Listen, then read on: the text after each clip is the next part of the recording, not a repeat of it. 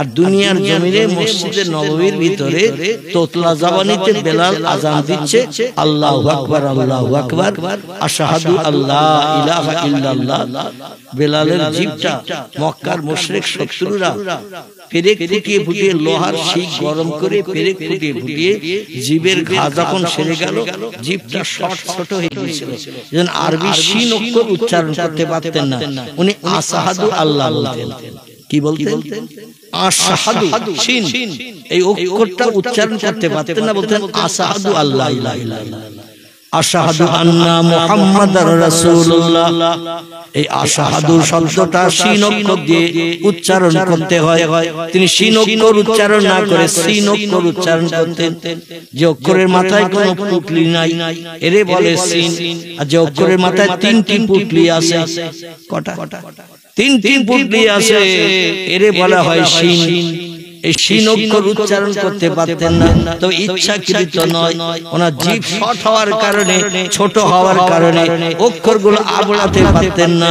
তাই তার কণ্ঠের আওয়াজ এই সাতটি আকাশ পাড়ি দিয়ে, সাতটা ফাঁকা পাড়ি দিয়ে সিদরাতুল মুনতাহা টপকে আল্লাহর আরশ কুরসিতে দৈনন্দিন 5 বার মুয়াজ্জিনের আযান চলে যেত। আল্লাহর দরবারে যদি এই সাতটা আকাশ পাড়ি দিয়ে সিদরাতুল মুনতাহা টপকে আল্লাহর আরশ পাকে যদি আওয়াজ যায়, আল্লাহওয়ালা মানুষদের কানে আওয়াজ যাবে না? যাবে না? আল্লাহওয়ালা মানুষদের কানে আওয়াজ যাবে। রাসূল বললেন, জুলহালাইফে তোমার বসবাসের জন্য ভাড়া বাড়ি ঠিক করেছি, ওইখানে ফতেবাড়ি নিয়ে তুমি বসবাস করো। আলী বললেন, ইয়া রাসূলুল্লাহ, এই মদিনা থেকে 8 কিলোমিটার দূর, অনেক দূরের রাস্তা, সেইখানে ভাড়া বাড়ি ঠিক করেছেন, আর প্রতি ওয়াক্তে আমার নামাজ পড়তে আসতে হবে। আমার ঘোড়া নাই, উট নাই, কোনো যানবাহন কিছুই নাই, আমি গরিব দুঃখী। মায়েশার ঘরে রান্না হলে আমি পেতাম, যেদিন রান্না হতো না আপনিও অনাহারা থাকতেন, আমি অনাহারা থাকতাম। এত দূরে ঘর বেঁধেছে, আমি সেখান থেকে প্রতি ওয়াক্তে আপনার পিছনে জামাতে শরীক হব কি করে? রাসূল বললেন, আলী ওয়ালা তাহজান ওয়ালা তাখাফ ইয়া আলী, ও আলী চিন্তা করো না, ভয় করো না। মান কানা লিল্লাহ, যে লোকটি আল্লাহর আপন হয়ে যায়, কানা আল্লাহু লাহু, আল্লাহ তার আপন হয়ে যায়। ওয়ালি বেলাল মসজিদ নববীতে যখন আযান দেবে খালি মুখে, ওই আযানের আওয়াজ হাওয়ার মাধ্যম দিয়ে 8 কিলোমিটার দূরে জুলহালাইফ বস্তিতে আল্লাহ তোমার কানে আগে পৌঁছে দেবে।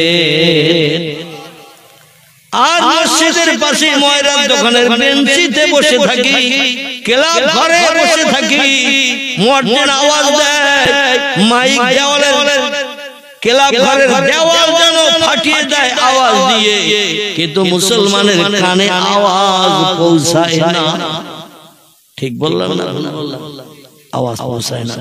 আলী রাদিয়াল্লাহু ভরাক্রান্ত মন নিয়ে, দুঃখওয়ালা মন নিয়ে মসজিদে নববীতে চলে এসেছেন মাগরিবের জামাতে অ্যাটেন্ড করার জন্য। যেখান থেকে নামাজ ফরজ হয়েছে মিরাজের পর থেকে নিয়ে আলীর জীবনে একান্ত নামাজ তিনি কাজা করেন নাই। জোরে বলুন সুবহানাল্লাহ। তাই দৌড়িয়ে ছুটে এসেছেন মসজিদে নববীতে। প্রিয় নবী মুহাম্মদ রাসূলুল্লাহ 3 রাকাত নামাজ, মাগরিবের ফরজ নামাজ 2 রাকাত কিরাত করে 1 রাকাত নিশ্চিত অবলম্বন করে আল্লাহ পয়গম্বর নামাজ আদায় করে দিয়ে দিয়েছেন। কেউ বা সুন্নত পড়লো, কেউ বা পড়লো না। নামাজ শেষ হয়ে গেল, সাহাবীরা একে একে আপন আপন ঘরে প্রত্যাবর্তন করছেন। মসজিদে নববী খালি হতে যাচ্ছে, দেখে মসজিদে নববীর এক সাইড থেকে হঠাৎ একটা করুণ কান্নার আওয়াজ ভেসে আসে। যে সাহাবীরা নবীর পিছনে থাকতেন তারা জিকির আজকার তাসবিহ তাহলিল একটু বেশি বেশি সময় ধরে করতেন। আর আমাদের মসজিদে অনেক মানুষ প্রথম কাতারে আসে উট কুরবানি সওয়াব নেয়ার জন্য, আর ঝোপঝাপ হাঁসের মতো মাথা নিচু করে আর পা সোজা করে। আমার ভাইরা, পিছনের মানুষ অনেকের নামাজ এখনো শেষ হয় নাই, ও ঘাড়ের উপর দিয়ে লাফিয়ে লাফিয়ে 13 কাতার পার হয়ে বেরিয়ে যায়। ঠিক না ভুল? এত যদি ব্যস্ততা থাকে তাহলে সামনে এসেছো কেন? কোন মানুষ নামাজ আদায় করছে তারে কেন তুমি নামাজে ঘাটতি ব্যাঘাত ঘটাচ্ছ কেন? দুশ্চিন্তায় ফেলছো কেন? সূরা কেরাতে ক্ষতি হবে, কি পড়ছে তার স্মরণে থাকবে না, তার দুই কাঁধে ধরে ঠেলে রাস্তা বার করে বেরিয়ে যাচ্ছ। অত যদি ব্যস্ততা থাকে, পিছনের কাতারে শেষ কাতার যদি থাকে সেইখানে একা দাঁড়িয়ে যাও নাকি? তাহলে কারো আর কাঁধে হাত দিয়ে ঠেলতে হবে না, পাউসে করে আর হাত কাটতে হবে না কাঁধের উপর দিয়ে। কে রাগ হচ্ছে? এতে রাগ করলে আমার কিছু করার নাই, কিছু বলার নাই। যদি তুমি ব্যস্ত থাকো, ক্লাব ঘরে বসো 1.5 ঘন্টা, চায়ের দোকানে বসো 2 ঘন্টা, চা খাও আর গল্প করো। বাজারে যে বাজার হয়ে গেছে 15 মিনিট 20 মিনিটে, দোকানে বসে বসে গল্প করছো 2.5 ঘন্টা 3 ঘন্টা, বন্ধুর সঙ্গে দেখা হয়েছে সেখানে সময় দিতে পারো 2 ঘন্টা 3 ঘন্টা 2.5 ঘন্টা। আর মসজিদে এসে গেল তোমার গায়ে বিষ লেগেছে। কি লেগেছে? বিষ। দেহ ধোয়ার জন্য, বিষের জ্বালা নিবারণের জন্য ছুটে চলে যাচ্ছ বাড়িতে। আর বাড়িতে যে যদি রান্না কমপ্লিট না হয়ে থাকে, বলে এত তাড়াতাড়ি তুমি এসেছো, সলিমউদ্দিন চাচা এখনো বাড়ি আসেনি, আব্দুল করিম ভাই বাড়ি আসেনি, বলে আমার ক্ষুধা লেগেছে, খুব তাড়াতাড়ি ভাত দে। আর বলে এখনো হাড়ি বানানো লেগেছে, আর মেরেছে এক লাথি। কি মেরেছে? মেরেছে এক লাথি। শুক্রবার বুঝতে পারিস না, নামাজ আসার আগে তো ভাত রেডি হয় না কেন? কত রকম তন্ত্র, কত রকম আলোচনা। হযরত আলী কাঁদছেন মসজিদে নববীতে বসে, আল্লাহর পয়গম্বর বলে মা পুকাইয়া আইহাল আসহাব, এ আমার সাহাবীরা কাঁদে কে, কান্নার কারণটা শুনতে পাই। সাহাবীরা খুঁজে খুঁজে দেখে পয়গম্বর মুহাম্মদ রাসূলুল্লাহর প্রিয় জামাই, ছোট কন্যার স্বামী হযরত আলী রাদিয়াল্লাহু মাথা নিচু করে ফুপিয়ে ফুপিয়ে কাঁদছে, যেটা কোনদিন দেখে নাই। আর সেই নজির সাহাবীরা দেখছে, ফাতেমারে পেয়েছে মানে আল্লাহর জান্নাতের সুখ আলীর ঘরে এসে গেছে। আর কান্নার প্রয়োজন নাই, কোনো অভাব অনটন নাই। স্বামী স্ত্রী এক মনা, একসঙ্গে সুখ দুঃখের ভাগীদার, জীবনে অশান্তি হয় না। জোরে বলুন সুবহানাল্লাহ। কিন্তু কাঁদে কেন? সাহাবীদের আল্লাহ নবী বললেন আলীকে আমার কাছে একটু ডেকে নিয়ে এসো। সাহাবীরা বললেন ইয়া আখি আলী, ও ভাই আলী, আল্লাহর পয়গম্বর তোমারে ডাকছে। আলী যেতে চাইছিল না, কিন্তু নবীর অপমান করবে না, এইজন্য বাধ্য হয়ে নবীর সামনে মাথা নিচু করে দাঁড়িয়ে আল্লাহর নবী ডেকে বললেন ও আলী, কাঁদো কেন তুমি? কান্নার কারণ বলো। আলী বলে ইয়া রাসূলুল্লাহ, বলতে বড় লজ্জা পাচ্ছি। নবী বললেন লজ্জা পেলে সমস্যার সমাধান হবে না, এজন্য বলো কি জন্য তুমি কাঁদছো? আলী বলে ইয়া রাসূলুল্লাহ, সংসারের অভাব অনটনের দায়ে আপনার কাছে জানাই নাই, কারণ আপনি গরিব মানুষ, কম বেশি জানি। দিন মজুরিও মাঝে মাঝে করেন সংসার নির্বাহের জন্য। ইহুদির ঘরে খেজুর বাগানের খেজুর পাড়ার কাজ করেছেন আপনি, মশারি করে পানি কুয়া থেকে উঠিয়ে ইহুদির ঘরেও পৌঁছে দিয়েছেন। তার প্রতিদান 1 দিরহাম 2 দিরহাম যা দিয়েছে তাই নিয়ে সংসার নির্বাহের জন্য বাজার ঘাট করে বিবিদের কাছে পৌঁছে দিয়েছেন, সেটাও আমি জানি। একদিকে আপনার সংসার অচল, আপনি 9টা স্ত্রী নিয়ে সংসার করছেন, তারপর আমার সংসারের অভাবের কথা আপনার কাছে তুলে ধরবো, এটা তো যুক্তিযুক্ত নয়। এজন্য আমার সংসারের অভাবের কথা আপনার কাছে তুলে ধরি নাই, আপনি আরো বেশি দুশ্চিন্তাগ্রস্ত হবে। নবীজি এইরকম একটা ঘটনা ঘটে গেছে, আপনার কন্যার মুখে হাসি ফোটাতে, আপনার কন্যার প্রস্তাবকে বাস্তবে আমি পূর্ণ করতে যে আমার 2 বেটাকে ইহুদির বাড়িতে জামিন রেখে এসেছি ইয়া রাসূলুল্লাহ। কিন্তু ইহুদি শুধু কর্জ দিতে চাই নাই, আমি তার খেজুর বাগানে কাজ করি, কুয়া থেকে পানি তুলে মশক করে বাড়িতে এনে দেই।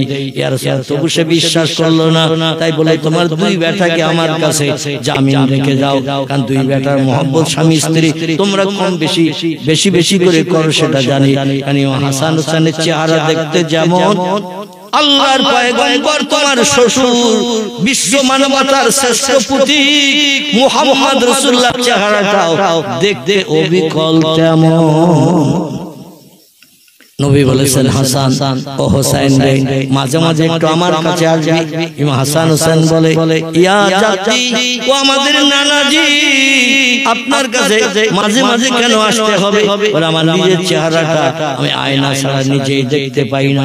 আয়নার সামনে দাঁড়ালে নিজের চেহারাটার প্রতিবিম্ব ছবি দেখতে পাওয়া যায়, কিন্তু এমনি এমনি নিজের চেহারাটা কেমন কোনো ব্যক্তি দেখার সুযোগ পায় না। তবে দুই ভাই যখন আমার সামনে আসিস আমি রাসূল তোদের চেহারা থেকে অনুভব করি আমি মুহাম্মদ রাসূলুল্লাহ ওদের মতো তেমন। এই জন্য আমি বারবার তোদের আমার সামনে আসতে বলি, তোদের চেহারা দেখে আমার কলিজার ক্ষুধা নিবৃত্তি করি, পরিতৃপ্ত হই, মনের দুঃখ নিবারণ করি। কিন্তু আলী রে আজ 1 মাসাধিক কাল হলো তোমার দুই বেটাকে বারণ করেছো আমার সঙ্গে মসজিদে নববীতে এসে দেখা করতে, আমার কাছে এসে গল্প গুজব করতে, আমার নিয়ে খেলাধুলা করতে। তুমি কি তোমাদের বেটাকে আমার কন্যা ফাতেমাও কি আসতে নিষেধ করেছে?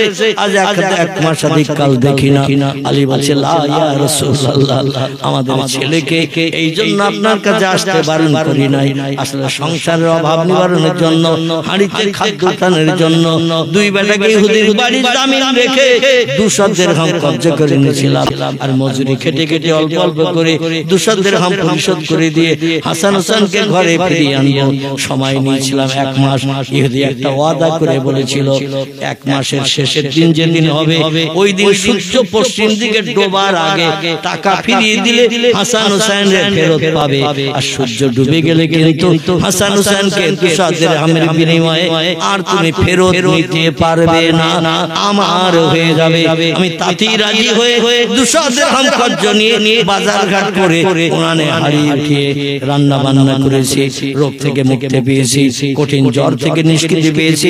1 সপ্তাহ কাল আমি কোনো মজুরি খাটতে যেতে পারি নাই, কঠিন বোখার জ্বরে পড়েছিলাম। তাই ইয়া রাসূলুল্লাহ সুস্থ হওয়ার পরে কাজকর্ম করেছি, সংসার পরিচালনা করেছি, কিন্তু দেনা পরিশোধ করতে পারি নাই। আপনার বহু সাহাবীদের কাছে আজ বিকালবেলা তন্ন করে ঘুরেছি কিছু টাকা ধার করার জন্য, কর্জ করে হাসান হোসেনকে ফিরিয়ে আনবো, কিন্তু কেউ আমার মুখে হাসি ফোটাতে পারে নাই। আর সন্ধ্যা হয়ে গেছে, মাগরিবের নামাজ হয়ে গেছে, তারপরে আপনি আমারে ডেকেছেন ইয়া রাসূলুল্লাহ। এই জন্য বসে বসে খাচ্ছি।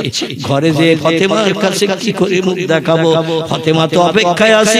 আজ 1 মাস পরে দুই ছেলের চেহারা দেখে কলিজার খুশির আগুন নিবৃত্তি করবে।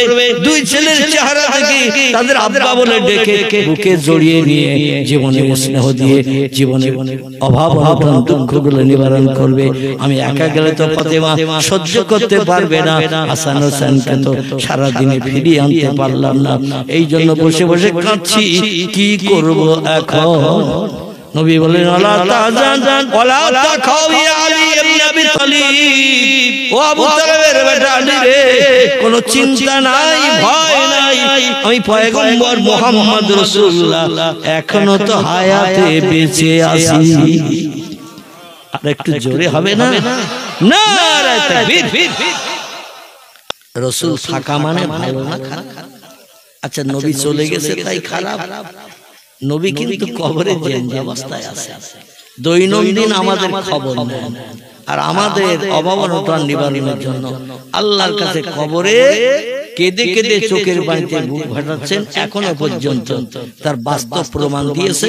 আমাদের বসিরহাটের পাশে ঘুমিয়ে আছেন আল্লামা রুহুল আমিন রাহমাতুল্লাহ আলাইহি, এবং আল্লামা হুজুরের মুর্শিদ ছিলেন যিনি পীর সাহেব কেবলা ছিলেন, নাম তার আবু বকর সিদ্দিকী আল কুরাইশি, ফুলপুরা শরীফের স্বনামধন্য পীর সাহেব এবং ফুলপুরা শরীফের পীর সাহেব কেবলা বড় সাহেবজাদা, তার নাম হলো আব্দুল হাই সিদ্দিকী। কি নাম বললাম? আব্দুল হাই সিদ্দিকী, যাকে বড় হুজুর বলা হতো। এই 3 জন রওজা মোবারকের ভিতরে ঢোকার পারমিশন পেয়েছিল বাদশা ইবনে সৌদ যখন সৌদির রাষ্ট্রনেতা ছিল। কি নাম বললাম?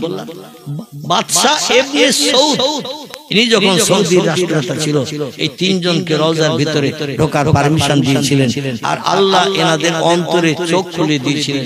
দাদুর কেবলা কবরের মাথার পাশে দাঁড়িয়ে যখন ইস্তেখারা করে বাহ্যিক চোখ বন্ধ করে অন্তরে চোখ চালিয়েছেন উনি বলছেন আল্লাহ লা শাক্কা ফিহি, সেই খোদার কসম আমি আমার অন্তরে চোখ দিয়ে দেখছি আল্লাহর পয়গম্বর কবরের ভিতরে সিজদায় পতিত হয়ে উম্মতের জন্য কেঁদে কেঁদে কবরের মাটি ভিজিয়ে কাদা করে দিয়েছে। আর একটু জোরে বলা যাবে না? আল্লাহর পয়গম্বর কবরের ভিতরে শুয়ে সিজদায় পতিত হয়ে উম্মতের জন্য কেঁদে কেঁদে চোখের পানিতে কবরের মাটি ভিজিয়ে কাদা করে দিয়ে দিয়েছেন। কাফনের কাপড় পর্যন্ত আমার ভাইরা কবরের মাটির দাগ কাদার দাগ লেগে গেছে। আল্লাহর পয়গম্বর নিশ্চিন্ত মনা হয়ে ঘুমান না, দুশ্চিন্তা মুক্ত হয়ে থাকেন না, শুধু উম্মতের চিন্তা অতীত কাল থেকে নিয়ে 1450 বছর আগে থেকে নিয়ে কিয়ামত অবধি আমাদের জন্য তিনি জিন্দা অবস্থায় কাঁদছে।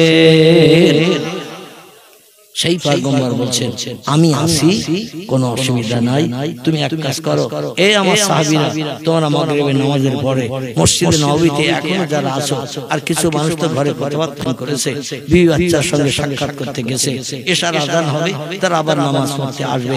এখন তোমরা যারা আছো তোমাদের ভিতরে কারো কাছে কি 200 দিরহাম পাওয়া যাবে, কিংবা তোমরা সবাই মিলে কালেকশন করে 200 দিরহামকে দিতে পারবে? আলী বলছেন ইয়া রাসূলুল্লাহ এখন টাকা কালেকশন করে কোনো লাভ হবে না। কি হবে? লাভ হবে না। রাসূল বললেন কেন? এদিকে আওয়াজ হচ্ছে, পিছনের দিকে আওয়াজ হচ্ছে। আহারে আমার ভাইরা, আলী বলছেন এখন আর টাকা কালেকশন করে কোনো লাভ হবে না। রাসূল বলেন আলী কি চিন্তা করে এই তথ্য তুমি দিচ্ছ? আলী বলছেন সন্ধ্যার আগে টাকা ফিরিয়ে দেওয়ার কথা, রাত হয়ে গেছে কয়েক ঘন্টা, 2 ঘন্টা কিংবা 1.5 ঘন্টা রাত হয়ে গেছে। আর এই মসজিদে নববী থেকে ইহুদির বাড়িতে যে হাসান হুসাইনকে ফিরিয়ে আনতে যে কম বেশি 1.5 ঘন্টা সময় লেগে যাবে। যত সময় লাগবে রাত বেড়ে যাবে, রাত বেড়ে গেলে ইহুদি কোনদিন আমার দুই বেটাকে ফেরত দেবে না, এই জন্য টাকা কালেকশন করতে হবে না। আল্লাহ নবী ডেকে বলেন আলী ও চিন্তা তোমার না, ও চিন্তা আমি মুহাম্মদ রাসূলুল্লাহ আমার। নারে তাকবীর। আলী বলেন ইয়া রাসূলুল্লাহ তাহলে আমার কিছু বলার নাই। আল্লাহ নবী বলেন আছে কি কারো কাছে টাকা? সাহাবেরা বলেন ইয়া রাসূলুল্লাহ আজকের মাগরিবের নামাজের পরে আপনার টাকার প্রয়োজন হবে, আগে যদি জানতাম বাড়ি থেকে জিনিসপত্র বিক্রি করে এই টাকা নিয়ে আসতাম, কিন্তু হঠাৎ আজকে আপনি এমন টাকা চাইবেন, কোনদিন তো মাগরিবের নামাজ বাদে টাকা চান না, আমরা কি করে জানবো, কি করে বুঝবো? আপনার টাকার প্রয়োজন হবে, জীবন দিতে আপনার জন্য রাজি, আর টাকা দেব জীবন বাঁচবে এটা তো কোনো ব্যাপার নয়, কিন্তু চাইবেন তো জানি না, এই জন্য আমরা টাকা নি নাই। আল্লাহ নবী বলছেন তাহলে কারো কাছে কি পয়সা নাই?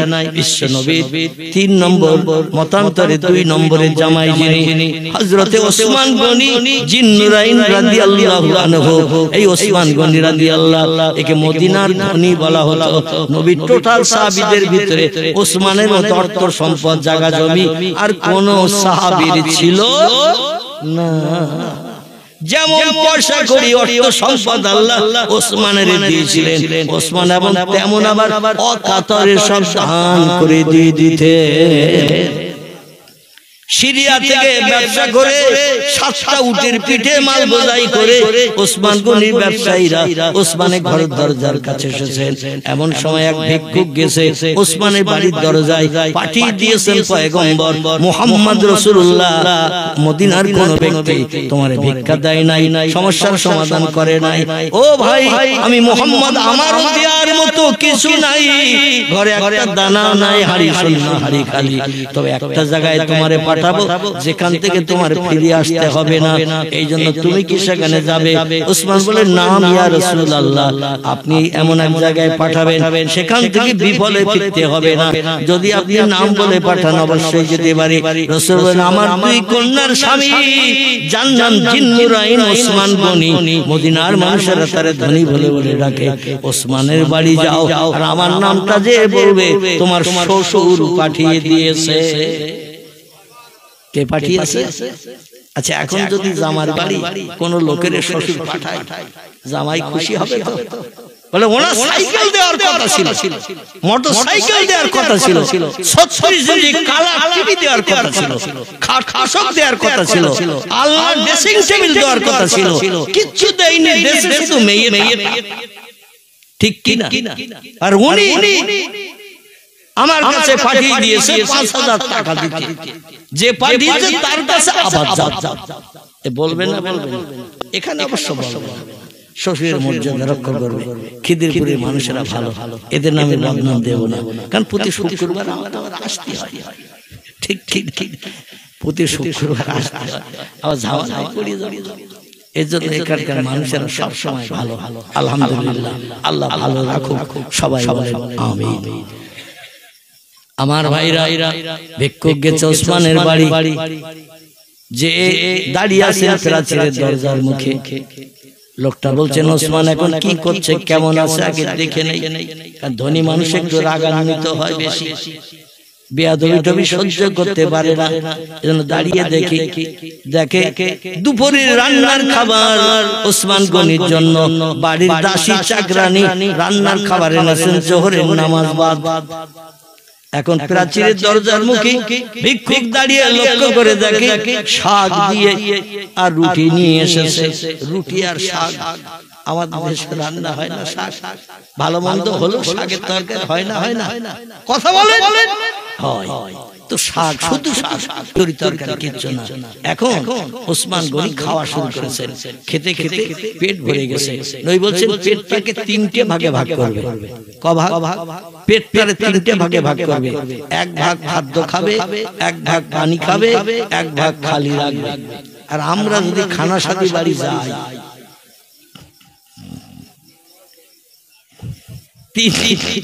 3 দিনে মানে খাওয়া অনেক বুদ্ধিমান চালাক আছে, ওরা প্রথম সবে একবার বলবে, মাঝখানের দিকে 1:30-2টার দিকে আরেকবার বলবে, আর শেষ বেলার দিকে যখন 5-7 জন বসেছে খাদিম টাদিম করছিল, খাওয়া হয়নি, ওরা যখন শেষ বেলা বসেছে ওই সব আরেকবার বলবে।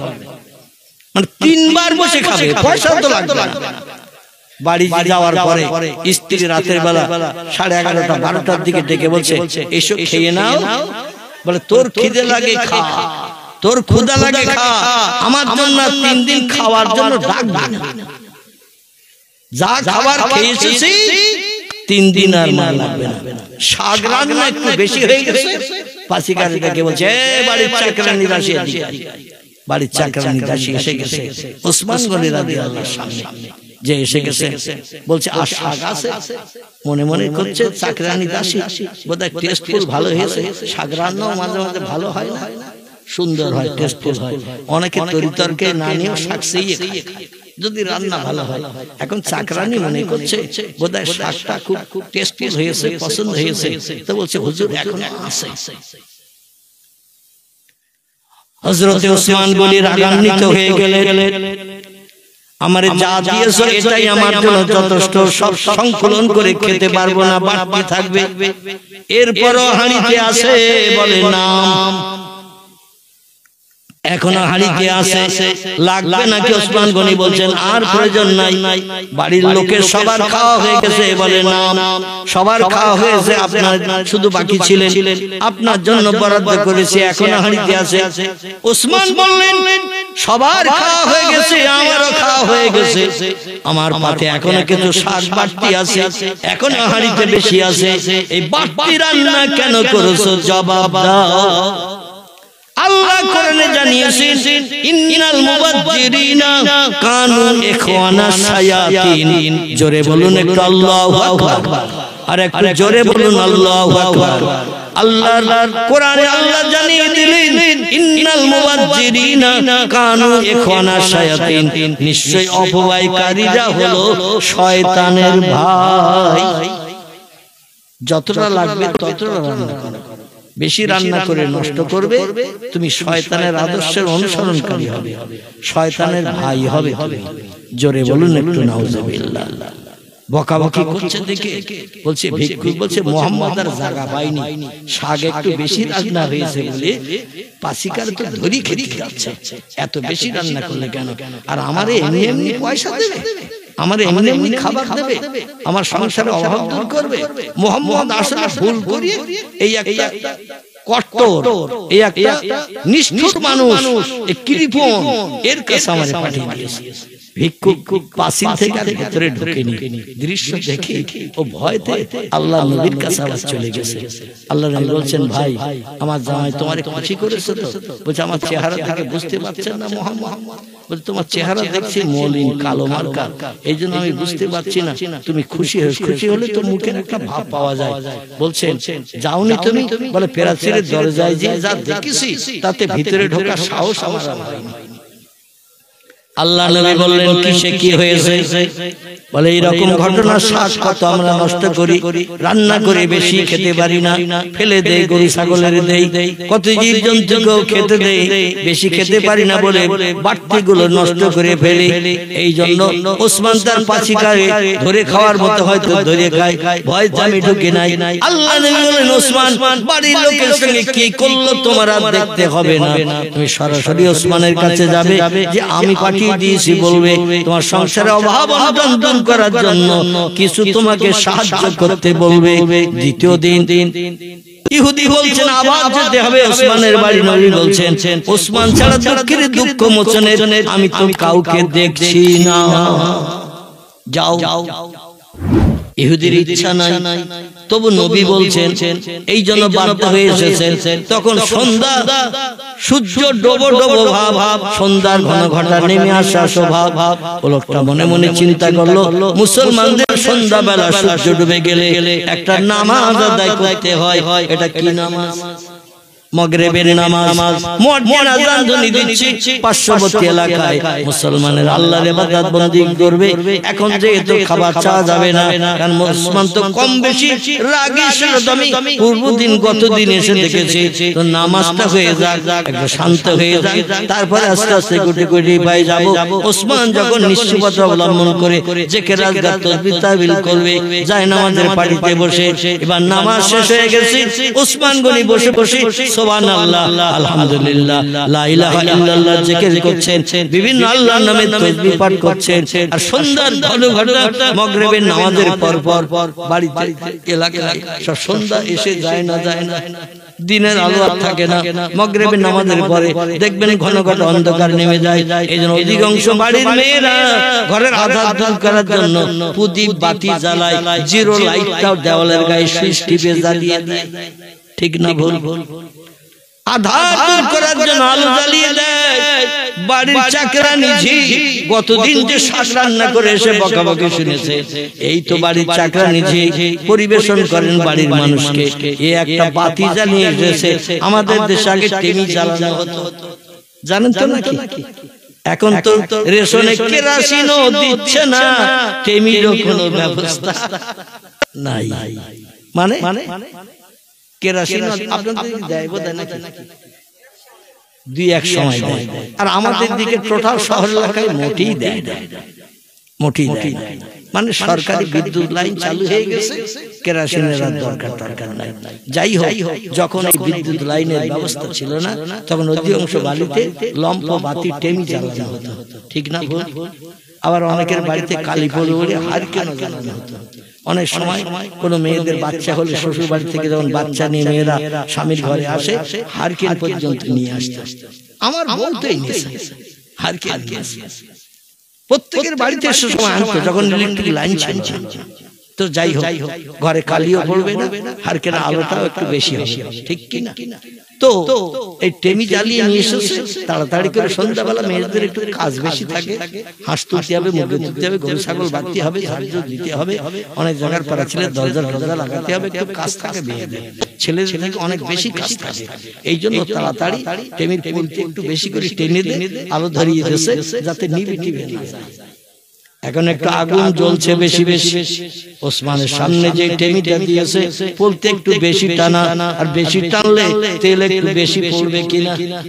আগুন জ্বলছে বেশি, ওসমান বলছে বাড়ির চাকরানি পাশে কাছে এদিকে ডেকেছেন, কাছে কাছে এসেছেন, এসে বলছেন ইয়াই হল মালিক, এ বাড়ির কর্তা মালিক, কি জন্য ডাকলেন? বলে লম্পটা জ্বালিয়ে দিয়েছে কে? বলে আমি নিজে জ্বালিয়ে এনেছি আপনার আধার দূর করার জন্য। বলে পুলতে এত লম্বা করে টেনে আগুন বেশি কেন জ্বালাচ্ছ? তেল বেশি পুড়ে যাবে। আল্লাহর দরবারে শয়তানের ভাই হিসাবে আমাকে আসামি সাব্যস্ত হতে হবে, যতটা প্রয়োজন ততটা ব্যবহার করো, বাড়তি ব্যবহার করলে, বাড়তি নষ্ট করলে আল্লাহর দরবারে আসামি সাব্যস্ত হতে হবে, কারণ সব নেয়ামত হলো আল্লাহ। ঠিক কিনা? বকাবকি করছে, ভিক্ষুক বলে মোহাম্মদ আর জায়গা পায়নি, কত টেমির বলতে আমরাও টেনে বাড়তি করে দেই, আগুন জ্বলে এক আলোতে কাজ মিটে যায়। যে লোকটা মদিনার ধনী তার বাড়ি একটা টেমি লম্পের বাতি একটু বেশি হয়েছে, তাই পাসিকারে জানো এক্ষুনি তাড়িয়ে দিল, মারধর করলো, এইরকম বকাবকি করছে। রোজ রোজ কেন তোমার কাজের ভুল হয়? এই জন্য বকাবকি করছে। সেই লোকটা বিনা পয়সায় বিনা পরিশ্রম আমার মাল দেবে। মুহাম্মদ রাসূলুল্লাহ আসলে ভুল করে আমারে এক নিষ্ঠুর ব্যক্তির কাছে আমারে পাঠিয়ে দিয়েছে, কিরবন বকিলের কাছে পাঠিয়ে দিয়েছে। এ কোনোদিন বিনা পয়সায় কিছু দিতে পারে না, আবার ফিরে গেছে পয়গম্বরের কাছে। নবী বলছেন খবর কি? বলে অন্য কোন লোক যদি থাকে তার বাড়িতে পাঠান, ওই লোকটার বাড়িতে আর পাঠাবেন না। নবী বলছেন কেন, কি হয়েছে? বলে এই কাণ্ড দেখছি। আল্লাহ নবী বললেন কি ঘটলো তার বাড়িতে, পাসিকার সঙ্গে কি ব্যবহার করলো ওটা তোমার দেখতে হবে না, যাও তুমি নিশ্চয়তা অবলম্বন করে মাথা নিচু করে ওসমানের ঘরে দরজায় যাবে। ইহুদি বলল মুহাম্মদ আমি যেতে পারি, তাহলে একটা কাজ করতে হবে। নবী বলছেন কি করতে হবে? বলে আপনি সই করে একটা দরখাস্ত লিখে দেন, যাতে ওসমান যেন আমারে ফিরিয়ে না দেয়। আপনি পাঠিয়েছেন, মুখে বললে বিশ্বাস করবে না, এজন্য আপনার সই করে একটা দরখাস্ত লিখে দেন। আল্লাহ নবী ডেকে বললেন আমার মুহাম্মদের সাহাবী উমাইয়া, আমিরে মুআবিয়া, সালমান ফারসি, বিশ্ব নবীর প্রিয় সাহাবী আলী মুর্তজা, এরা চিঠি লিখতেন, আর নবী আঙ্গুলে ছিল একটা রূপার আংটি, মুহাম্মদ রাসূলুল্লাহর নাম লেখা, আংটি গায়ে কালি মাখিয়ে ওই চিঠির উপর একটা করে স্টাম্প লাগিয়ে দিতেন। আমাদের স্কুলের হেডমাস্টারেরা যেমন কোন দরখাস্ত নিয়ে গেলে একটা স্টাম্প দিয়ে সই করে দেয়, কি দেয় না? দেয় না? অফিস আদালতে গেলে একটা স্টাম্প মেরে দেয়, তার তলায় সই করে দিয়ে দেয়। আল্লাহর নবীর সাহাবীরা হযরতে সালমান ফারসি বলে একজন সাহাবী, আমিরে মুআবিয়া বলে একজন সাহাবী, আর বিশ্ব নবীর জামাই আলী, এই তিনজনের কাছ থেকে পয়গম্বর চিঠি লিখে নিতেন, কারণ নবী লিখতে জানতেন না, তবে তথ্যগুলো নবী বলে দিতেন এইভাবে, এই ভাষায় লেখো। এই জ্ঞানটা আল্লাহ পয়গম্বরকে দিয়েছিলেন। জোরে বলুন একটু সুবহানাল্লাহ। নবীর ভাষণ শুনে সাহাবীরা লিখতেন, আর আল্লাহ নবী আংটিতে কালিমা কি একটা স্টাম্প লাগিয়ে দিতেন। বলে আপনি যদি একটা পত্র চিঠি দেন তাহলে আমি সাহস করে যেতে পারি, অন্য ওসমানের বাড়ির প্রাচীরের ভিতরে ঢুকবো না। নবী বললেন এ আমিরে মুআবিয়া, আমার এই বয়ানটা তুমি লেখো চিঠিতে, যে একজন গরীব এতিম সাহেল মানুষ কিছু অর্থের জন্য আমার কাছে এসেছে, তবে আমার দেওয়ার মতো কিছু নাই, এই জন্য তোমার বাড়িতে পাঠাচ্ছি। ইতি মুহাম্মাদুর রাসূলুল্লাহ, বলে স্টাম্পটা সই করা মুহাম্মদ রাসূলুল্লাহ আরবিতে লেখা, এই স্টাম্পটা লাগিয়ে দিয়েছে। বলে এই নিয়ে যাও ভাই। ওসমান কি করলো বাড়ির লোকের সঙ্গে, এটা যেন তুমি দেখবে না, আমি যে চিঠিটা দিলাম চিঠিটা নিয়ে তুমি চলে যাও। চলে গেল ওই ভিক্ষুক। আমার ভাইরা ওই সাহেল মানুষ এতিম মানুষটা চলে গেল, প্রাচীর দরজার কাছে চলে রাখে। ওসমান গনি রাদিয়াল্লাহু হিসাব নিকাশ করতেছে, ব্যবসায় সিরিয়ায় পাঠিয়ে দিয়েছে 7টা উটের পিঠে বিদেশ থেকে মাল কিনে সিরিয়ার দেশে বিক্রি করার জন্য। আমাদের দেশে অনেক মানুষ আমাদের বসিরহাট ডকঘাটা থেকে মাল কিনে বিভিন্ন বাজারে বিক্রি করে না করে না। যে দেশে মালের দাম কম সেই দেশ থেকে মাল কিনে যে দেশে মালের দাম বেশি সেই দেশে বিক্রি করলে লাভ মুনাফা হবে না। যে দেশে বেশি মুনাফা হবে লাভ হবে সেই দেশে বিক্রি করে ওসমান গনি আবার ও দেশে যে মালের দাম কম সিরিয়ায় সেই দেশ থেকে মাল বোঝাই করে নিয়ে মদিনার জমিনে আসতে বলেছেন। 7টা উটের পিঠে মাল বোঝাই করে কিনে নিয়ে আসছে ওসমান গনির ব্যবসার টাকায়। বাড়ির কাছাকাছি এসেছেন, আসার পরে 2-5 মিনিটের ভিতরে ব্যবসায়ীরা মাল বোঝাই উট নিয়ে ওসমান গনির প্রাচীরের দরজার সামনে আসবে, খবর দেবে মালিককে মাল মাত্রা বুঝে নিন, হিসাব নিকাশ বুঝে নিন, আর আমাদের মাইনাগুলো যা হয় দিয়ে দিন, আমরা বিবি বাচ্চা নিয়ে সংসার যাপন করব। এমন সময় ভিক লোকটা ওসমান গনির বাড়ির দরজায় এসে সামনে দাঁড়িয়েছেন।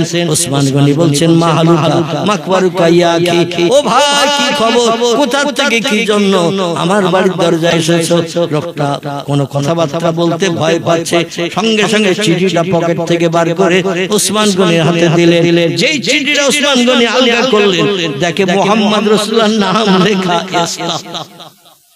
বিশ্ব নবীর নাম লেখা ইসলাম। যেই দেখেছে সঙ্গে সেই চিঠিটা নিয়ে নবীজির নাম লেখা মুহাম্মদ রাসূলুল্লাহর জায়গায় 3 বার চুমা খেয়ে নিয়েছে। চিঠির ভাষা বয়ান কিছুই পড়েননি, নবীর নাম লেখা রয়েছে। ওসমান বলে, পয়গম্বরকে আমার ঘরে পেয়ে গেলাম। জোরে বলেন সুবহান। 3 বার চুমা খেয়ে নিয়ে চিঠির বয়ানটা পড়ে দেখলেন, আল্লাহ পয়গম্বর আমার শ্বশুর পাঠিয়ে দিয়েছেন এই ভিক্ষুককে, অনাথ এতিমকে কিছু অর্থ দেওয়ার জন্য। নবীর নাম লেখা চিঠি এত দাম। ওসমান গনি রাদিয়াল্লাহর কাছে ডেকে বললেন, ভাই আমার শ্বশুর পাঠিয়েছে, প্রতিদিন 5 ওয়াক্ত নবীজির পিছনে জামাতে নামাজ পড়তে হয়, আর আমি যদি কম দেই তাহলে নবী আমার হয়তো আবার জিজ্ঞাসাবাদ করতে পারে। তোমার কাছে পাঠিয়েছিলাম চিঠি দিয়ে একজন সাইল ভিক্ষুককে, তুমি কি দিয়েছিলে? এখন আমি যেটা দেব সেটা হয়তো রাসূলের কাছে অপছন্দনীয় হতে পারে।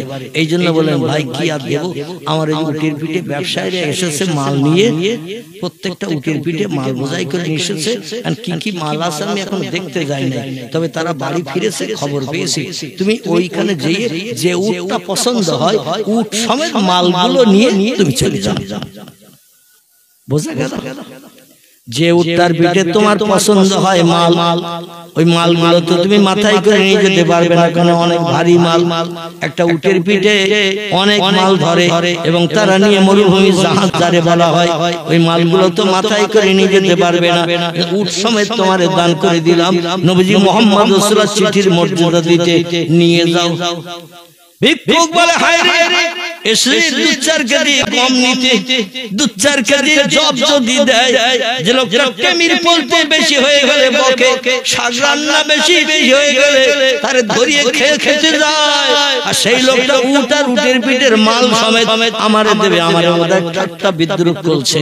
আমি তো পয়গম্বরকে বললাম, অন্য কোন লোক যদি থাকে তার কাছে পাঠিয়ে দেন, ওই রকম মেজাজওয়ালা নিষ্ঠুর বকিল লোকটার কাছে পাঠাবেন না। মুহাম্মদ তবু 3 বার পাঠালো, আর আমি যখন চিঠিটা দিলাম, লোকটা এখন আমারে ঠাট্টা করে বলছে, উট আর উটের পিঠের মালগুলো নিয়ে তুমি চলে যাও। ও বলে, ঠাট্টার একটা সীমা আছে, আমি গরিব দুঃখী ভিক্ষুক, অনাহারে অভাবী, 2-4 কেজি কম কিংবা জব দিলে তো কাজ মিটে যেত, 2-5 দিরহাম টাকা দিলেই তো মিটে যেত, খুশি হয়ে চলে যেতাম। চুপ করে মাথা নিচু করে দাঁড়িয়ে আছে। ওসমান বলে, বুঝতে পেরেছি, একটা উটের পিঠের মাল তোমার পছন্দ হচ্ছে না, এই জন্য মাথা নিচু করে দাঁড়িয়ে আছো, আরো কিছু মাল দরকার, আরো কিছু লাগবে। ওসমান বলছে, 7টা উট ফিরে এসেছে সিরিয়ার দেশ থেকে ব্যবসা করে, মাল মাত্রা নিয়ে সংসারের প্রয়োজনে কাজে লাগবে, দেশবাসী গরিব দুঃখীদের দেয়া হবে। কিন্তু নবীর হাতের চিঠি লেখা একজন মেহমান এসেছে, আমি তার দিলাম একটা উটের পিঠের মাল, তবু পছন্দ করলো না, তাহলে আর কি দিয়ে তোমারে খুশি করব? নবীর লেখা চিঠির মর্যাদা দাম দেব। ও ভিক্ষুক ভাই, 7টা উটের মাল সমেত সব তোমারে দিয়ে দিলাম। নারায়ে তাকবীর। কিরাম ধনী আর কিরাম দানী, বোঝা গেল? লোকটা তো বলছে ঠাট্টার একটা সীমা আছে, ঠাট্টার একটা সীমা আছে, এখনো আমারে তুমি ঠাট্টা করছো। একটা উটের মাল কেউ দিতে চায় না, আর তুমি বললে একটা উট আর উটের পিঠের মালগুলো নিয়ে যাও। এই জন্য আমি চুপ করে দাঁড়িয়েছিলাম, একটু কম টম দিলে আমি ফিরে চলে যেতাম। তারপর আবার বলছো তুমি 7টা উট আর উটের পিঠের মাল সবে তোমারে দিয়ে দিলাম, তুমি চলে যাও। লোকটা তবু চুপ করে দাঁড়িয়ে আছে। ও 2-4 দিরহাম নেবে, 2-4 কেজি গম কিংবা 2-4 কেজি সব নেবে। হযরত ওসমান ডেকে বলছেন, ভাই 7টা উটের পিঠের মাল তোমারে দিলাম, এখনো তোমার পছন্দ হয় নাই। আল্লাহে লা শাক্কা ফিহে, সেই খোদার কসম, আমার কাছে যদি এখন বাড়তি কিছু থাকতো, ওই 7টা উট আর উটের পিঠের মাল ছাড়াও আরো যদি কোনো পয়সা করি থাকতো, আমি সব তোমারই দিয়ে দিতাম, দিয়ে তোমার মুখে হাসি ফোটাতাম পয়গম্বর মুহাম্মদ রাসূলুল্লাহ চিঠির বিনিময়ে। তবে বেয়াদবি নেবেন না, অভিক সাহেব ভাই, আমার কাছে আর কিচ্ছু নাই, যা ছিল সব তোমারে দিয়ে দিয়েছি, এইগুলো তুমি সংসারে খরচ করো। সেই খোদার কসম, যেদিন এই মালগুলো ফুরিয়ে যাবে, টাকা নিঃশেষ হয়ে যাবে, আবার তুমি আসবে, আমি ওসমান বেঁচে থাকলে আবার তোমারে বেশি বেশি করে দেব। নবীর মর্যাদা আছে না, নবীর দাম আমরা 1 পয়সা দিতে চাই না, সাহাবীরা দিয়েছে। এই জন্য মুফতি শফি রহমাতুল্লাহ আলাইহি বলেছেন, নবী তার কদর জানে সাহাবী। নবীর কদর, নবীর মর্যাদা, নবীর প্রেম, নবীর ভালোবাসা, এটা দিয়েছে তার প্রিয় সাহাবীরা। জোরে বলেন সুবহানাল্লাহ। আলী রাদিয়াল্লাহু চুপ করে দাঁড়িয়ে আছে। পয়গম্বর বলল, কারো কাছে টাকা নাই? ওসমান গনি বলছেন, নাম ইয়া রাসূলুল্লাহ, আমি খালি হাতে মসজিদে নববীতে আসি না, আমি যখনই আসি কিছু পয়সা কাছে করে নিয়ে আসি, কারণ আপনার কখন দরকার হয়, কখন প্রয়োজন হয়, আর আপনি সেই পাবেন না, মুখ কালো হবে। আমি ওসমান ওটা পছন্দ করি না, এজন্য যখনই মসজিদে নববীতে নামাজ পড়তে আসি কিছু না কিছু আমার পকেটে করে নিয়ে আসি। রাসূল বলছেন, ওসমান তাহলে তোমার কাছে কিছু আছে? ওসমান বলছেন, নাম ইয়া রাসূলুল্লাহ, কিছু আছে। বলে কত আছে? বলে পকেট থেকে বার করে না গণনা করলে, না দেখলে বলতে পারবো না। রাসূল বলেন, বার করো তাড়াতাড়ি, রাত বেড়ে যাচ্ছে, হাসান হোসেনকে ফেরত আনা যাবে না, বেশি রাত হয়ে গেলে ইহুদি তো আর কারো কথা শুনবে না। ওসমান গনিয়াল হযরতে মুহাম্মদ রাসূলুল্লাহর মর্যাদা রক্ষার জন্য বিসমিল্লাহ শরীফ পাঠ করলেন। কি পড়লেন? বিসমিল্লাহ শরীফ পাঠ করলেন। আর আমরা সামনে যখন খাবার আসে গপাগপ তুলি আর খাই, মাস পজিশনে যে বলা হলো বিসমিল্লাহ তো বলা হয় না, এরকম ঘটনা ঘটে না? মাঝখানের দিকে যে মনে হচ্ছে যে বিসমিল্লাহ তো পড়া হয় না, শয়তান বলছে তুমি পেট ভরবে আর আমি না খেয়ে থাকবো, এইজন্য তোমার মগজ থেকে বিসমিল্লাহ দূর করি, তুমিও কিছু খাও আর তোমার খাওয়ার সঙ্গে আমারও খাওয়া হবে। এটা হাদিস শরীফের কথা।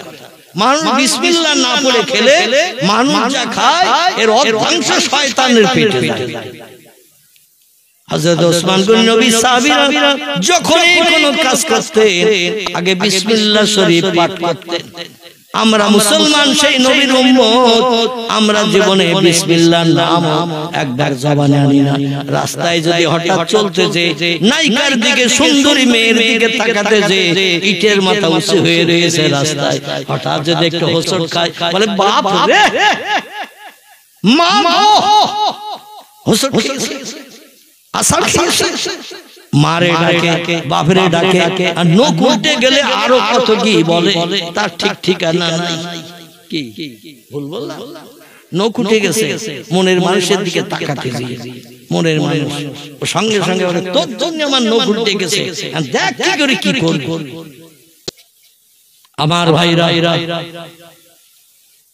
ওসমান গনি বিসমিল্লাহ শরীফ পাঠ করে পকেটে হাত দিলেন, যে টাকা হাতে লাগলো, টাকা বার করে গণনা করলেন, দেখলেন টোটাল 200 দিরহাম আছে।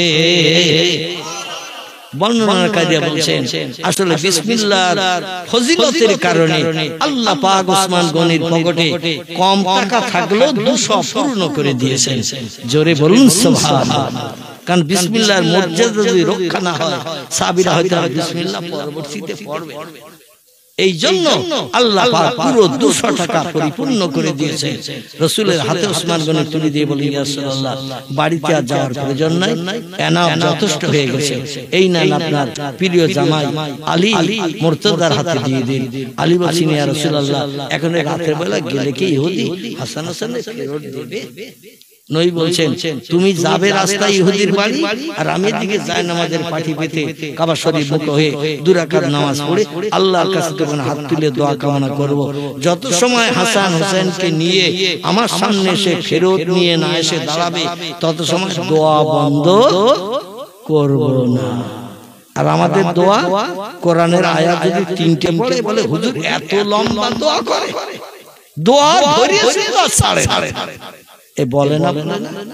কিছু মানুষ বলে যারা কোরআন হাদিস পছন্দ করে না, আল্লাহর কাছে চাওয়াটা পছন্দ করে না, এদের গায়ে বিষ লাগাতে হয়, সাল লাগাতে হয়। তাড়াতাড়ি লা ইলাহা ইল্লাল্লাহ বলে দেবে, তাবারুক দেবে, নেফিয়ে চলে যাব, কিংবা মসজিদে বাতরা দেবে, জিলবি দেবে, তাড়াতাড়ি নিয়ে বাচ্চার জন্য নিয়ে যাব, হুজুর দোয়া ধরিয়েছে। জোরে বলেন নাউজুবিল্লাহ। সংখ্যা আমার ভাইরা, দেখতে দেখতে রাত 12টা বেজে এসেছে। এই জন্য আলী রাদিয়াল্লাহু টাকা নিয়ে ছুটতে শুরু করলো। রাসূল 2 রাকাত নফল নামাজ পাঠ করে আল্লাহর দরবারে মসজিদে নববীর ভিতরে হাত তুলে দোয়া শুরু করেছেন। নবীজি মুহাম্মদ রাসূলুল্লাহ দোয়া আল্লাহ কি কোনদিন ফেরত দিয়েছে? পয়গম্বর ডেকে বলে, আল্লাহ ওয়াদা করা ছিল সূর্য ডোবার পরে আর ছেলে ফেরত দেবে না, দিনের আলো থাকতে সূর্য আকাশে থাকতে ছেলে ফেরত দেবে। টাকা জোগাড় করতে লেট হয়ে গেছে, দেরি হয়ে গেছে, সূর্য তার গতিপথে প্রচলিত, অশামসু ওয়াল কামারু বিহুসমান, চন্দ্র সূর্য হলো ঘূর্ণায়মান। তুমি চাঁদ সূর্যকে যদি তাম পৃথিবীর চতুর্দিকে 24 ঘন্টা একবার করে তুমি ঘুরিয়ে দিয়ে থাকো, তুমি ইচ্ছা করলে আবার উল্টো দিকেও ঘোরাতে পারো। তুমি যদি পূর্ব দিক থেকে উদয় করে পশ্চিম দিকে নিয়ে যেতে পারো, আর পশ্চিম থেকে ঘুরিয়ে ভোরবেলা পূর্ব দিকে আবার দৈনন্দিন উদয় করে দিতে পারো, আবার তুমি উল্টাও ঘোরাতে পারো। কথাটা ঠিক না ভুল? আল্লাহ পাক এই সূর্যকে একদিন পূর্ব দিকে উদয় করে সকাল করবে না, পশ্চিম দিকে উদয় করে সকাল করবে। দিনটি হলো ইয়াউমুল কিয়ামাত, যেদিন হাসরের মাঠ হবে। সেদিন 9টা ধানের চাল পাটা গুনে নিতে পারবে, সূর্য সেদিন আর পূর্ব দিকে উঠবে না, উজন পথে পশ্চিম দিকে উদয় হবে, পূর্ব দিকে ডুবতে যাবে। জোরে বলুন আমিন। আলী রাদিয়াল্লাহু ইহুদির ঘরের দরজায় যেয়ে বলে, ইয়া আহলাল বাইত, ও বাড়িওয়ালা ইহুদি ভাই, আমি আপনার বাড়ির দিন মজুরি, আপনার খেজুর বাগানে কাজ করি, কুয়া থেকে পানি তুলে মশক ভরে বাড়ির বড় পাত্রগুলো ভর্তি করে দৈনন্দিন মজুরি দেন, তাই নিয়ে আমার সংসার পরিচালনা করি। মাঝখানে 1 সপ্তাহ কাল কঠিন রোগে পড়েছিলাম, এই জন্য আপনার কাছ থেকে 200 দিরহাম খরচ করে নিয়ে গিয়েছিলাম।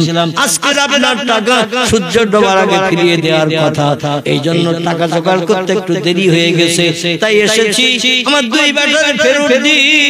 হাসান হোসেন পিতার কণ্ঠের আওয়াজ শুনে ঘরের ভিতরে হাউ হাউ করে কান্না শুরু করেছে। 1 মাস সন্তানের সঙ্গে বাবার দেখা হয় না, হাউ হাউ করে কান্না শুরু করেছেন। আলী রাদিয়াল্লাহু বলছেন, এ আমার 2 বেটা হাসান হোসেন রে, আমি এসেছি, একটু অপেক্ষা কর, এখনি টাকার বিনিময়ে তোদের ফেরত নিয়ে যাব। ছেলে দুটো কান্না বন্ধ করে না, কারণ রাত হয়ে গেছে কয়েক ঘন্টা, আর রাতের বেলা তো ইহুদি আমাদের ফেরত দেবে না। নবী ওদিকে দোয়া শুরু করেছেন মসজিদ নববীতে। আল্লাহ পাক নবীর চোখের পানি চোখের কোণা দিয়ে নাকের ডগায় আস্তে আস্তে ডেকে বলে, আল্লাহ ওয়া ইন মিন শাইইন ইল্লা ইউসাব্বিহু বিহামদিহি, চিল্লায়ে বলুন আল্লাহু আকবার। আর একটু জোরে বলুন আল্লাহু আকবার। আল্লাহ কোরআনে বলছেন, যত সৃষ্টি চোখে দেখতে পাচ্ছ, যত সৃষ্টি চোখে দেখতে পাও না, সব সৃষ্টি আমি আল্লাহ আমার হুকুমের মান্যতা দেয়, আমার নামের জপ জিকির করে, আমার নামে তাসবিহ পাঠ করে, আমার হুকুমের খেলাফ মানুষ ছাড়া কোনো সৃষ্টি করে না। জোরে বলুন একটু সুবহানাল্লাহ, নারায়ে তাকবীর। সূর্যকে ডেকে বললেন, সূর্য আমার পয়গম্বরের আমি কাঁদাতে চাই না, এ সূর্য যেদিকে গাছের তলায় অস্তমিত হয়ে গেছো, তুমি একটু ওজন ওঠো, আবার দিনের আলো পৃথিবীর মানুষকে দেখিয়ে দাও যে সূর্য আল্লাহ বানিয়েছেন। আল্লাহ যদি সেই সূর্যকে কোন সৃষ্টিকে বলে, তারা হুকুম শুনবে না? শুনবে না।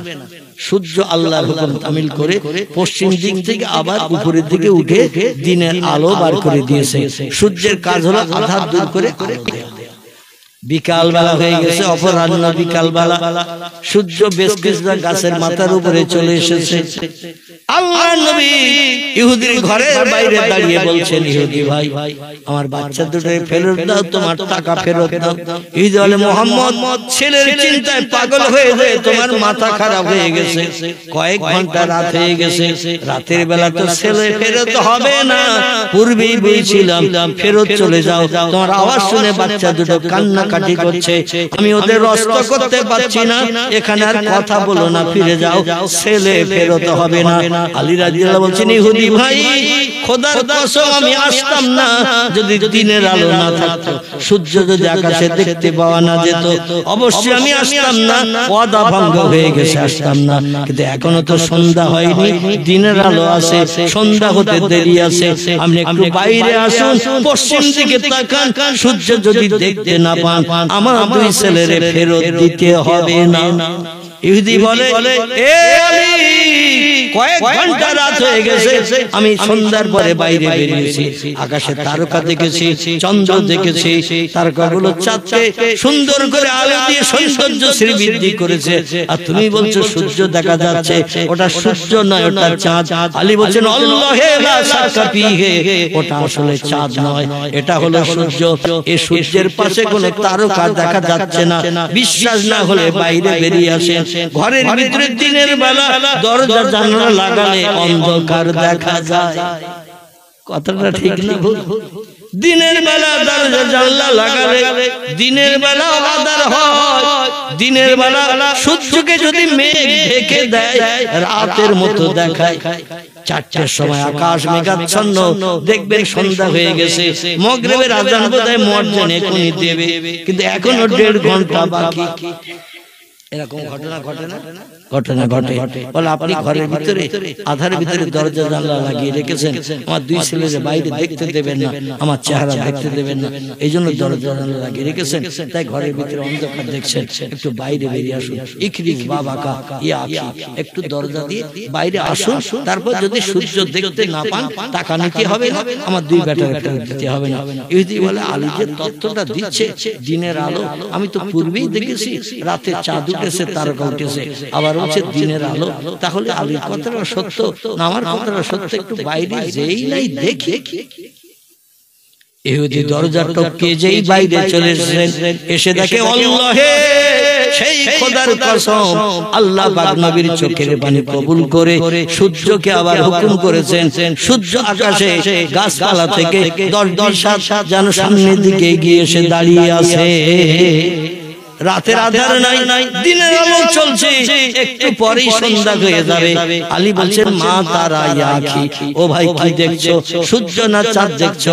ইহুদি বাধ্য হয়ে বলতে শুরু করলো, আলী রে, হাজা শামস, এটি চন্দ্র নয়, এটি কামারুন চন্দ্র নয়, এটি হলো সূর্য। নবী বললেন, আলী রে যাও, আমি তোমার দুই বেটার জন্য কাঁদছি। আল্লাহ পাক নবীর চোখের পানি পছন্দ করে সূর্য উদয় করে দিয়েছেন। আলী বললেন, তার দিনের আলো যদি থাকে, সন্ধ্যা যদি না হয়ে থাকে, তার টাকা এনেছি ফেরত দিন, আমার দুই বেটারে ফেরত দিন। ইহুদি ডেকে বলল, আলী তোমার টাকা অবশ্যই আমি ফেরত নেব, দুই ছেলেরে তোমারই ফেরত দিয়ে হযরত ইমাম হাসান হোসেনকে ফাতেমার দুলাল ঘরে বানিয়ে দিয়ে দেব। তবে একটা কথা তোমার জিজ্ঞাসা করি আলী, এই সূর্য ডুবান্ত সূর্য আবার আকাশে উঠিয়ে দিয়ে মানুষের চোখে দেখিয়ে গিয়েছে কে, তথ্যটা আমাকে দাও। আলী বললেন, আল্লাহে লা শাক্কা ফীহি, তথ্য যখন জানতে চাইছো আমি সত্য কথা বলি। পয়গম্বর মুহাম্মদ রাসূলুল্লাহ 2 রাকাত নফল নামাজ পাঠ করে যায় নামাজে বসে আল্লাহর দরবারে হাত তুলে দোয়া কামনা করে চোখের পানি ফেলছে, বেশি লেট করতে আমারে দিও না, লেট করলে নবীর কান্না বন্ধ হবে না, না যাওয়া পর্যন্ত নবী দোয়া বন্ধ করবে না। তাড়াতাড়ি হাসান হাসান হুসাইনকে ফেরত দাও, টাকা ফেরত নাও। হযরত আলী রাদিয়াল্লাহু আনহুর কথা শুনে ইহুদি বলল, টাকা তোমার ফেরত দিতে হবে না, বিনা টাকায় হাসান হুসাইনকে ফেরত দিয়ে দিলাম। চিল্লাই বলুন সুবহানাল্লাহ। এবং যে পয়গম্বর মুহাম্মদ রাসূলুল্লাহ ডুবন্ত সূর্যকে উদয় করে পৃথিবীর মানুষের চোখে দেখিয়ে দিতে পারে, সেই পয়গম্বর আরো বাকি অন্য কাজগুলো করতে পারে যেটা মানুষের পক্ষে সম্ভব নয়। ইহুদি বলে, আমারে নিয়ে চলো সেই ব্যক্তির কাছে যে ব্যক্তি ডুবন্ত সূর্য উদয় করে দিয়েছে। আলী রাদিয়াল্লাহু দুই ছেলেরে নিয়ে ইহুদির নিয়ে মসজিদে নববীতে হাজির হয়ে আল্লাহর পয়গম্বরের সামনে হাজির করে দিলেন। আল্লাহ নবী বলেন, মান আনতা মা ইসমুকা, ও ভাই কে তুমি, তোমার পরিচয় কি? উনি বললেন, আমি হলাম এই আলীর মালিক, যে আলী যার খেজুর বাগানে কাজ করে, মশকে পানি ভরে ভরে কুয়া থেকে বাড়ির পাত্রগুলো ভর্তি করে। আমি হলাম আলীর মালিক, বিশেষ করে খেজুর বাগানের মালিক, কুয়ার মালিক। আমার বাড়ি কাজ করে সংসার নির্বাহ করেন। দুই ছেলে আমার কাছে জামিনদার ছিল, কিন্তু ডুবন্ত সূর্য রাতের বেলা উদয় হওয়ার কারণে আমি বুঝতে পেরেছি আনতা রাসূলুল্লাহ, আনতা নবী আল্লাহ, আনতা খাতামান নবিয়্যিন লা শাক্কা ফিহি। চিল্লায়ে বলুন একটু সুবহানাল্লাহ, নারে তাকবীর। আল্লাহর পয়গম্বর, আপনি আমার হাত দুটো ধরে কলেমার দাওয়াত আমাকে দিয়ে ঈমান আনিয়ে মুসলমান বানিয়ে দিন। আমি জাহান্নামী হতে চাই না, সত্য পয়গম্বর পেয়ে গেছি। আমি বাকি জিন্দেগি ইসলাম শরীয়তের পায়বন্ধ হয়ে ইসলাম শরীয়তের আইন কানুন মেনে আমার জিন্দেগিটা আমি কাটাবো। জোরে বলেন একটু সুবহানাল্লাহ। আমার ভাইরা, তার নবীজির দ্বারা আল্লাহ পৃথিবীতে কোরআনের যত তত্ত্ব দিয়েছে, নবীজিকে দিয়ে তা বাস্তব প্রমাণ করেছেন। কোরআনের একটা তত্ত্ব মিথ্যা বা ভুল নাই। সকলকে দাঁড়িয়ে যান, নবীজির দরবারে একটু প্রাণ ভরা সালাম জানাই। ইয়া নবী,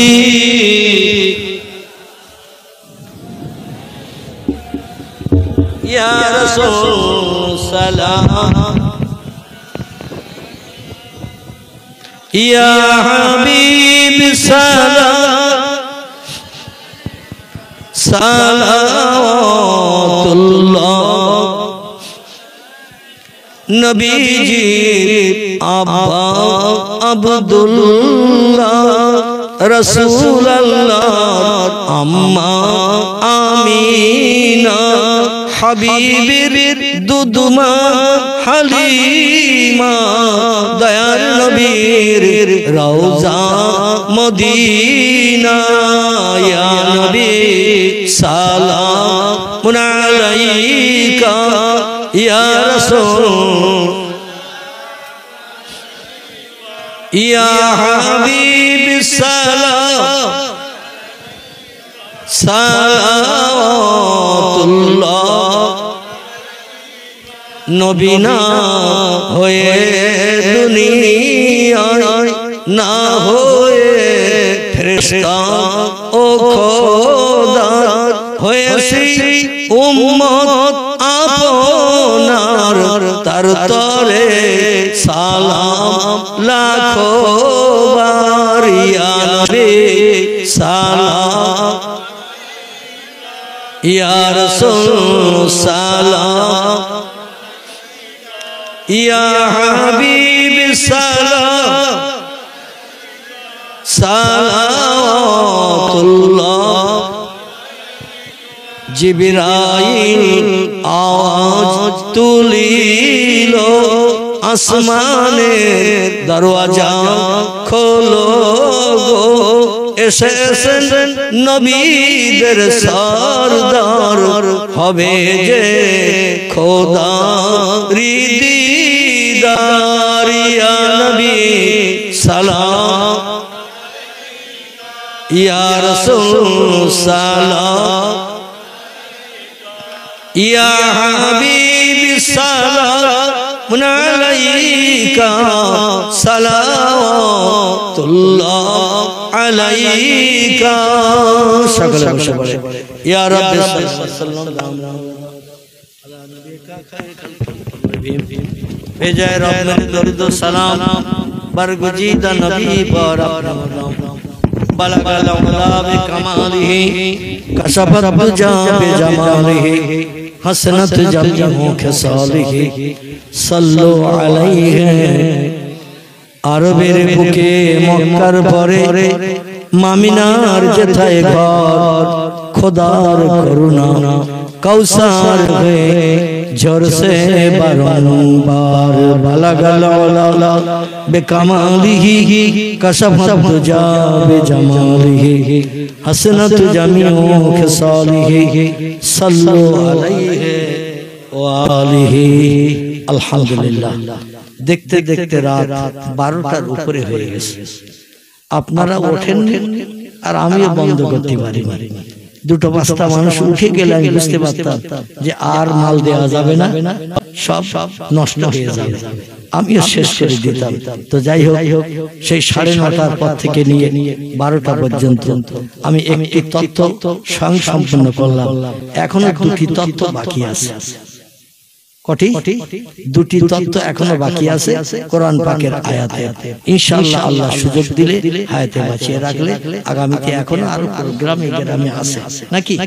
তবে এত মানুষ আপনারা আসবেন আমি নিজেও ধারণা করতে পারিনি। 5, 7, 8টা লোক ছিল। দেখতে দেখতে মজলিস ভর্তি হয়ে যাবে, রাস্তায় মানুষ দাঁড়িয়ে থাকবে, এটা আমার ধারণার বাইরে ছিল। যাই হোক, এই কারণে আমি লম্বা আলোচনা করলাম।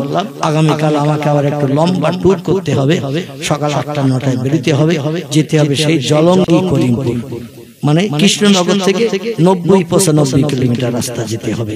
কৃষ্ণনগর আমাদের বারাসাত থেকে 90 কিলোমিটার, বারাসাত থেকে আমাদের বসিরহাট 45 কিলোমিটার, আর এখান থেকে আবার যেতে হবে সেই জলঙ্গি। যাই হোক, দোয়া করবে আল্লাহ অধমকে রাস্তায় সুষ্ঠুভাবে। এখন এই মাজুরি রোগগ্রস্ত অবস্থা, তবুও মাঝে মাঝে একটু বাইরের দিকে প্রোগ্রামে যেতে হচ্ছে, মানুষ নাছর হচ্ছে, ছাড়ছে না, যার কারণে বাধ্য হয়ে যেতে হচ্ছে। আল্লাহ যেন আপনাদের দোয়া অধমের জন্য নসিব করেন, সকলে বলুন আমিন। আসুন আমাদের কারো বাপ, কারো মা, দাদা দাদি, আত্মীয় স্বজন যারা নীরব নগর অন্ধকার কবরে আছে, তাদের জন্য একটু মাগফিরাত কামনা করি। সকলে দুখানা করে হাত উঠান, আল্লাহুম্মা আমিন। রব্বানা যালামনা আনফুসানা ওয়া ইল্লাম তাগফির লানা ওয়া তারহামনা লানাকুনান্না মিনাল খাসিরিন। রব্বানা লা তুযিগ কুলুবানা বা'দা ইয হাদাইতানা ওয়া হাব লানা মিন লাদুনকা রাহমা ইন্নাকা আনতাল ওয়াহ্হাব। আয় আল্লাহ, পবিত্র রজবের মধ্যম লগ্ন অতিক্রম হয়ে গেছে। আপনার রহমত বান্দাদের জন্য রজবের চাঁদে পৃথিবীতে বর্ষণ করছে, এতে কোনো সন্দেহ নাই। আল্লাহ শীতকালকে উপেক্ষা করে বিবি বাচ্চার মায়া ছেড়ে শান্তির সোজা বিছানায় লাথি মেরে আপনার রহমত পাওয়ার আশায় ভিক্ষুক সেজে বসে আছি। আবার দুখানা করে খালি হাত আপনার দরবারে উঠিয়েছি।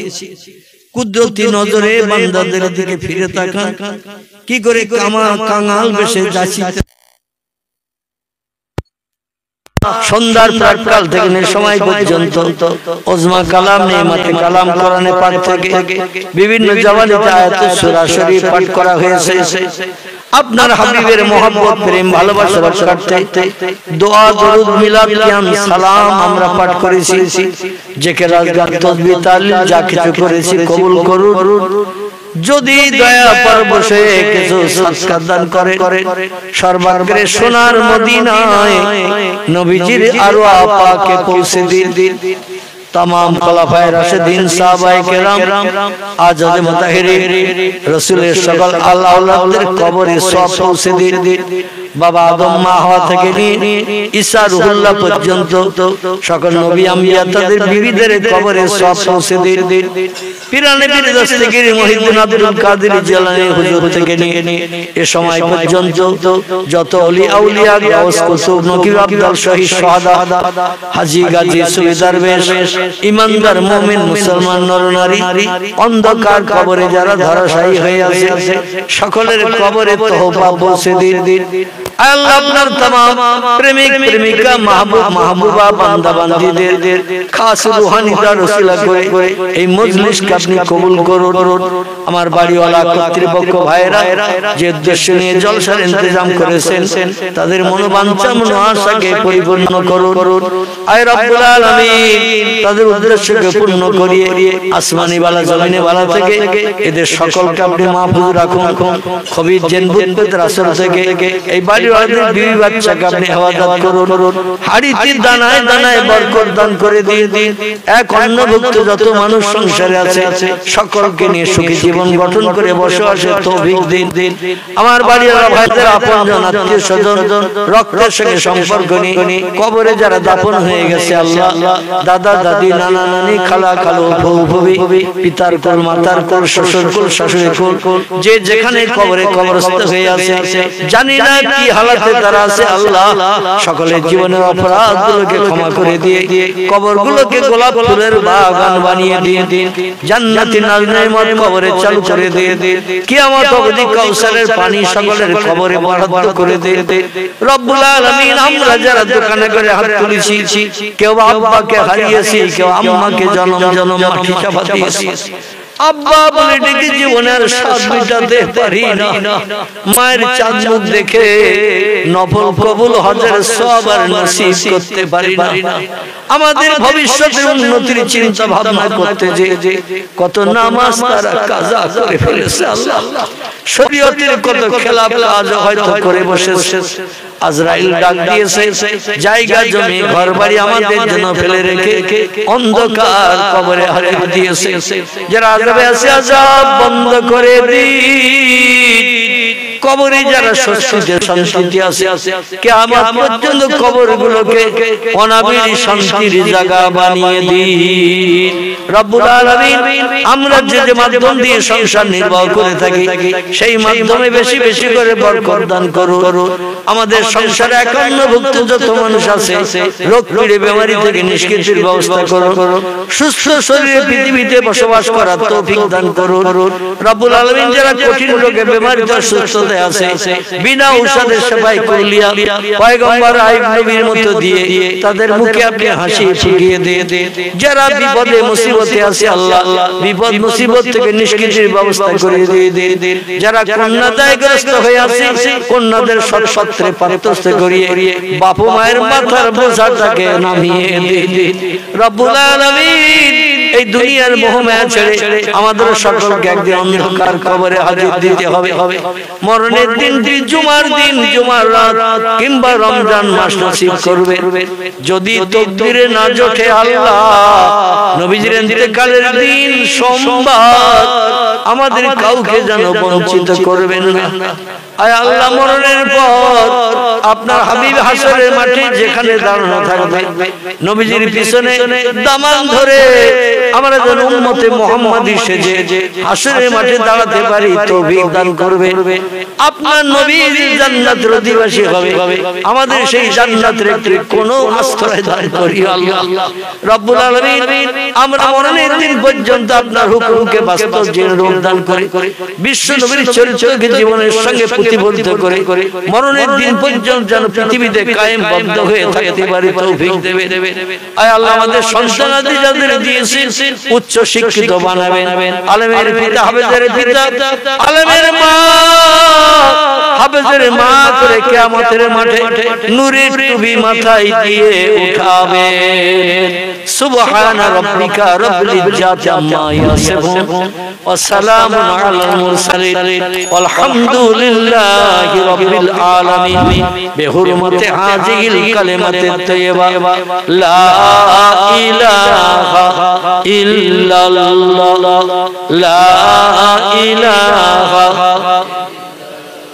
লা ইলাহা ইল্লাল্লাহ মুহাম্মাদুর রাসূলুল্লাহ। আসসালামু আলাইকুম। কেউ